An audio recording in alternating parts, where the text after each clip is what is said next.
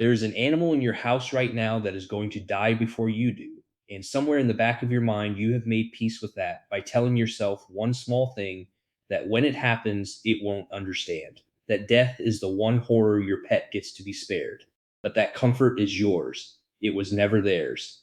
In the summer of 2018, off the coast of Washington state, an orca named Tahlequah gave birth to a daughter who lived about 30 minutes.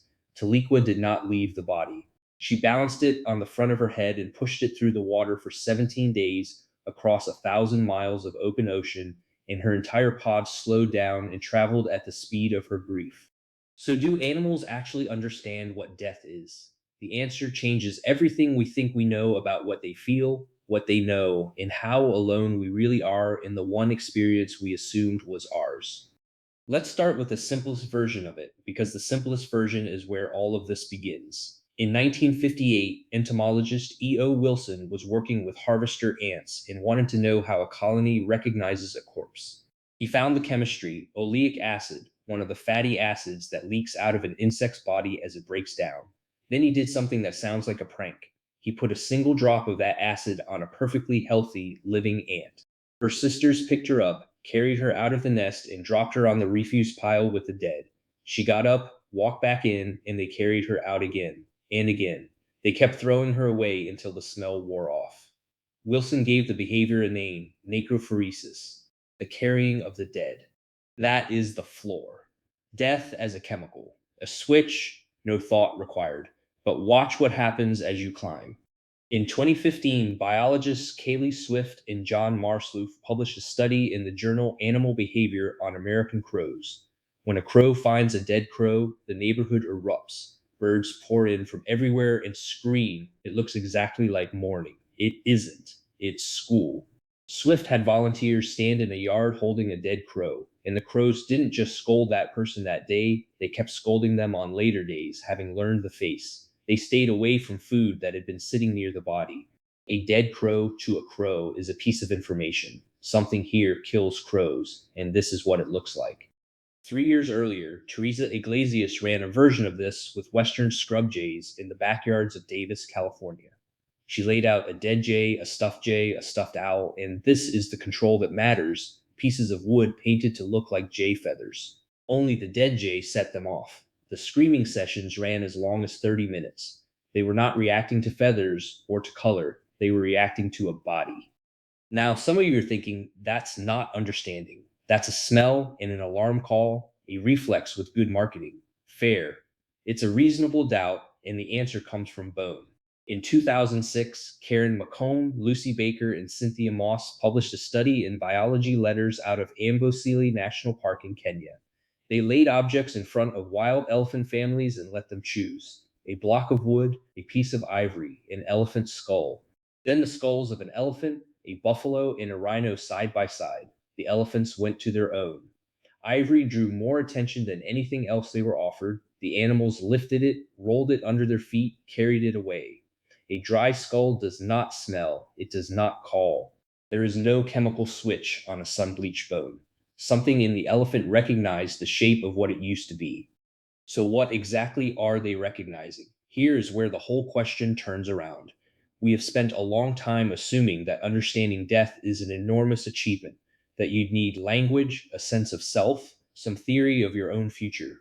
Susana Monso, a philosopher at the National University of Distance Education in Madrid, argues in her 2024 book, Playing Possum, that we set that bar high for our own benefit, strip it down, and a minimal concept of death needs only two pieces.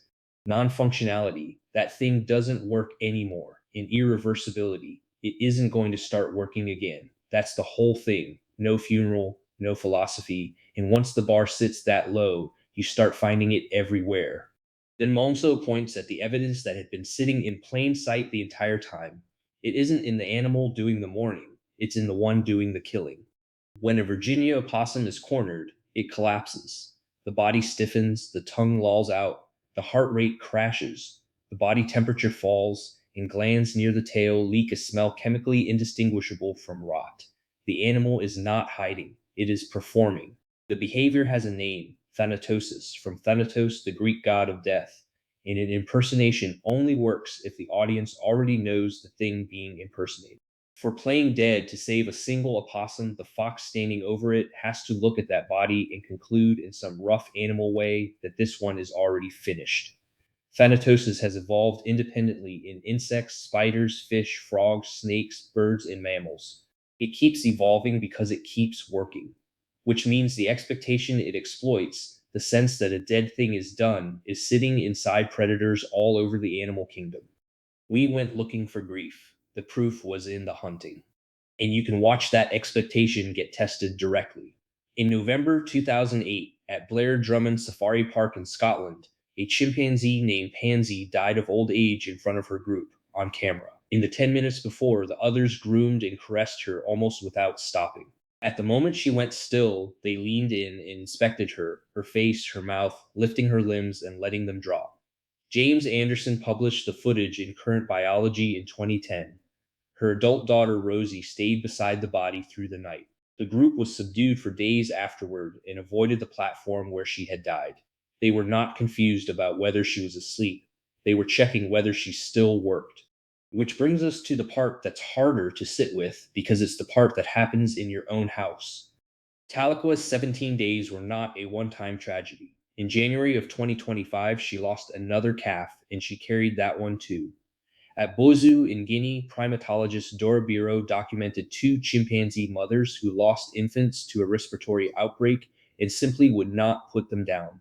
One carried her baby's mummified body for 68 days. She groomed it. She shared her night nest with it. She became distressed whenever anything separated her from it, long after the heat had dried the body out.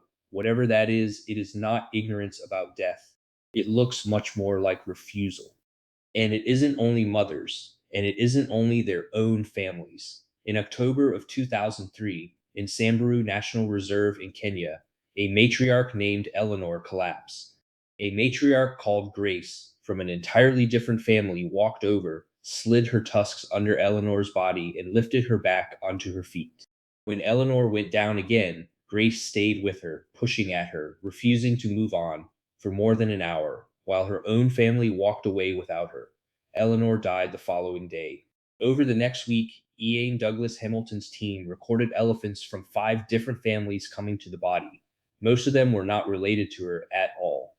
And it reaches all the way down to the couch you're sitting on. In 2022, Stefania Uchedu and her colleagues published a study in Scientific Reports covering 426 households, where one dog had died and another was left behind. 86% of the owners reported that the surviving dog changed. Less play, less food, more sleeping, more seeking, more fear, not for an afternoon, for months. Now hold all of that against ourselves. In 1984, in the journal Child Development, Mark Spees and Sander Brent reviewed more than 40 studies on when children work death out and found that it arrives in pieces, that it happens to everyone, that it can't be undone, that the body stops working, and that most children don't hold all 3 pieces until somewhere between 5 and 7 years old. Think about that. A human 4-year-old still believes grandma might come back. The elephant standing over the bone already knew. So, what if the animal that pressed against your leg through the worst week of your life wasn't confused? What if it wasn't just picking up your mood, the way we like to say, what if it was reading a room you couldn't read yourself? You have a word for it. They don't. You get a service, a casket, a date carved into stone. They get a body they will not put down. You are told it gets easier with time. They are told nothing at all by anyone ever. You have spent your entire life knowing this was coming. They work it out in a single afternoon alone, with the thing they loved lying still in front of them. We decided animals couldn't understand death, and we called it science. It may have just been the only way left to keep believing we were the only ones in the room who knew. Thanks for watching. If you enjoyed this video, please hit that subscribe button. It genuinely helps more than you may know.